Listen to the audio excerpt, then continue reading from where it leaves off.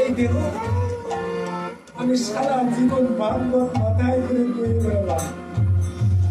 আমি ভক্তদেরকে ভাগবত কথা দান করে বেড়ালাম, কিন্তু আমার এই দেহ অঙ্গ প্রত্যঙ্গ আজ কৃষ্ণের সেবায় লাগলো না, আজ কৃষ্ণের সেবায় লাগলো না। আর তোমার আমাদের যখন কৃষ্ণের সেবায় লাগছে, তোমার মতো ভাগ্যবতী নারী কি আছে? তোমার মতো ভাগ্যবতী নারী আর নেই। তাই দেখেন নিজে তার স্ত্রীকে বলছে, এসো একটু আলিঙ্গন করে আলিঙ্গন হয়ে তোমার পরশে যদি আমার পা বেরিভূত হয়ে যায়।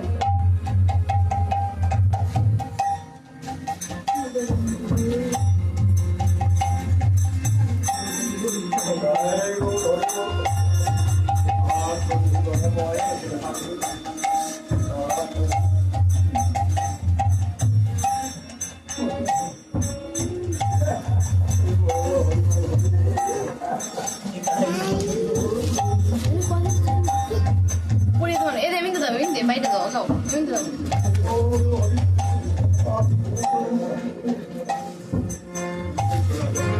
জন্ম জন্মান্তরের অপরাধ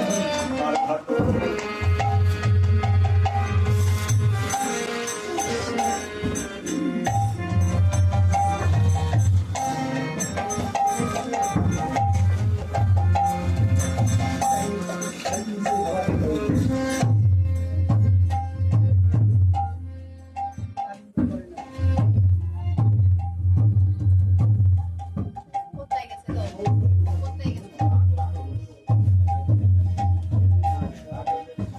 তাই দেখেন নিজের সহধর্মীকে ধরে ধরলেন আর বললেন, তোমার মতো ভাগ্যবতী নারী আর পৃথিবীতে নাই। তোমার মতো ভাগ্যবতী নারী আর পৃথিবীতে নাই। তাই পরশ করলেন, সতীকে পরশ করলেন রবীন্দ্রনাথ ঠাকুর, আর বললেন, তোমার অঙ্গ প্রত্যঙ্গ গোবিন্দের সেবা আর আমার সারা জনম ভাগবত করলাম, তবু আমার এই অঙ্গ প্রত্যঙ্গ গোবিন্দের সেবা রাখবে না। স্বামীর কাছ থেকে বিদায় নিল। সতী কি বললেন? সতী আমার দোকানের কাছে গিয়ে বলছে, ও দোকানি, আমি স্বামীর কাছ থেকে অনুমতি নিয়ে নিয়েছি, একটু অস্ত্র দাও, আমি একটি বলে ধরে রেখে দেবো, শুধু ওকে সেবা করে। এমন পরীক্ষা কি দিয়েছেন আপনারা? এমন পরীক্ষা না দিলে গোবিন্দকে এই কলিযুগে তো আপনার পরীক্ষা দেওয়া লাগবে। একাদশী ব্রত তুলসী কাছে জল দান, আপনার মনুষ্য জন্ম দেয়।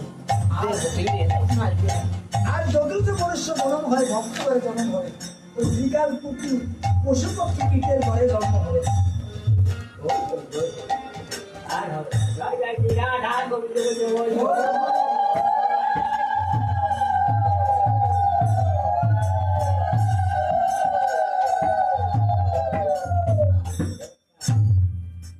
এটাকে ভগবান